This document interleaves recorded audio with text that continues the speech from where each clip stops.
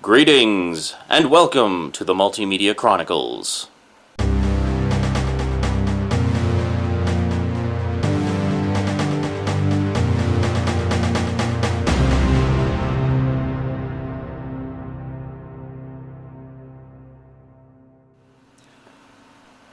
One thing we've been seeing a lot of over the past few years, actually almost the past 10 years now that I think about it, is movies based on comic books.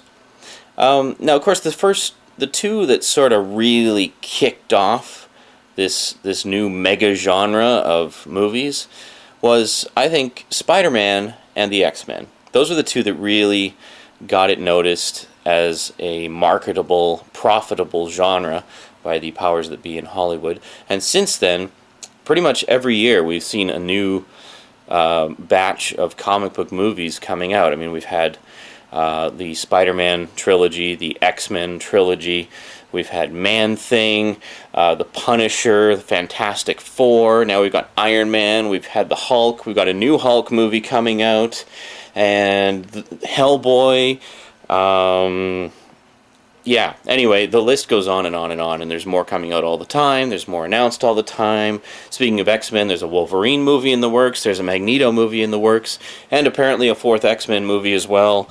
So, yeah, interesting stuff. So what am I going to talk about this time? Well, I've been a comic book fan pretty much as long as I've been a movie fan. So for me, it's always been very exciting to hear about movie projects coming out based on old comic books, especially if it's a comic book that I personally enjoyed back in my comic book collecting days. One of those series that I thoroughly enjoyed in my youth, especially in the 80s, I think it was really the heyday for the series. It was written by Chris Claremont. Damn, he could write a good story. Was the X-Men. Yes, I loved the X-Men comics, and I collected them religiously for a very long time, until they started getting off into all these different spin-off series and stuff, and then it just became too much for my rather meager allowance-based budget to support.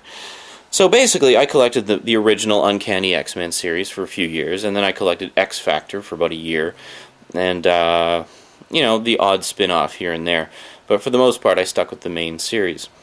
So, for a long time, I, as an X-Men fan, was dying to see some form of X-Men movie.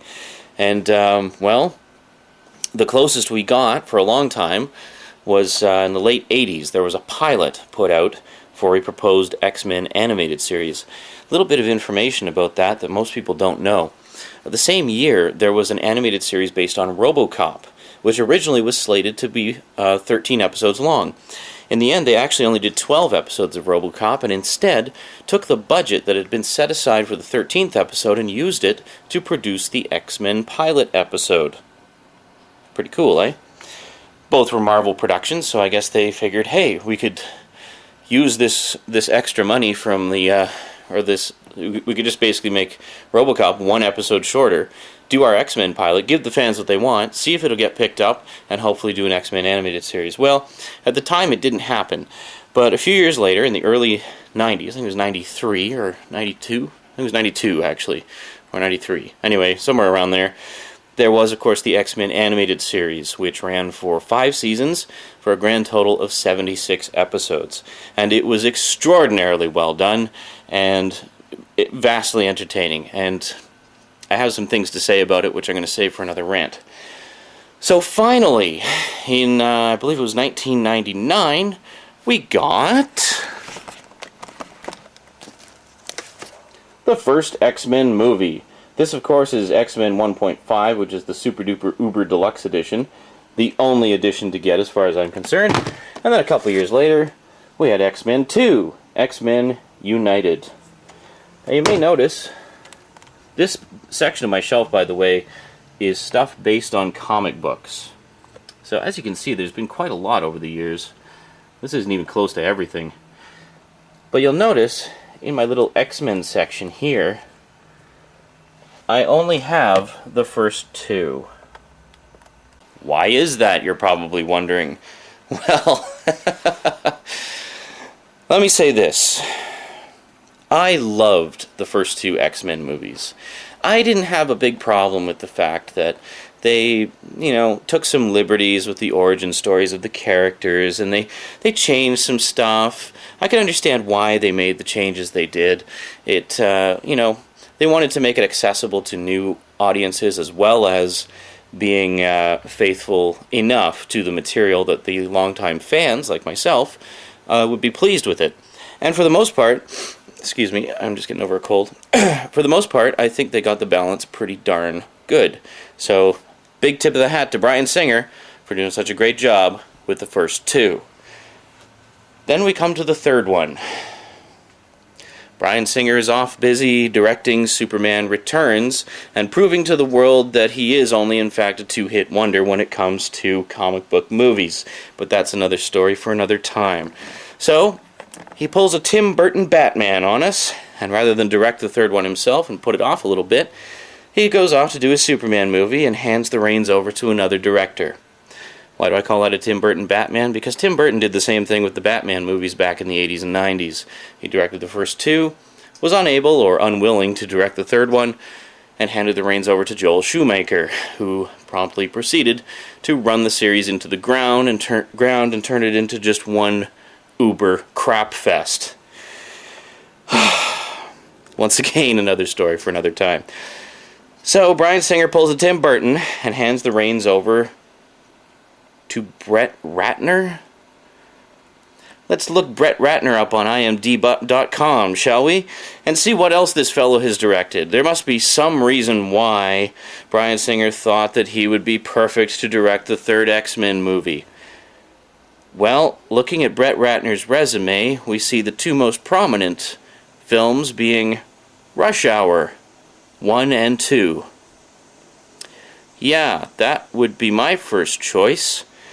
Give the X-Men franchise over to an action comedy director. That makes sense.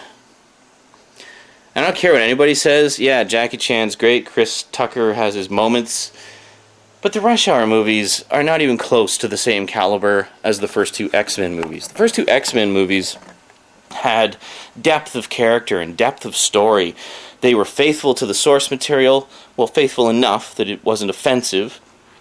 And, the big thing about them that worked was it really felt like X-Men.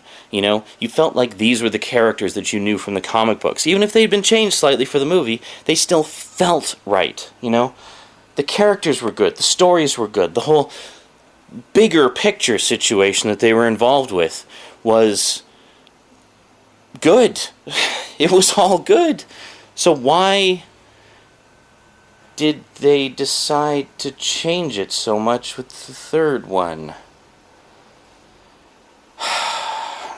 Okay, I'm kind of going all over the place here. I really need to sit down, put the camera down because it's getting frickin' heavy, and just go into this full-blown rant style. Here we go.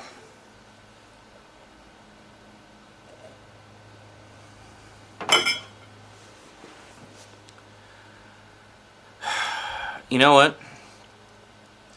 There are so many freaking things wrong with this movie that I'm not going to put it into this video. I'm going to put it in the next video. So consider this video the background info, and the next video will be the full-blown rant about it. Okay? I'm going to put it up right away. Don't worry, there's going to be no waiting. So, go watch the next one. I'll wait for you.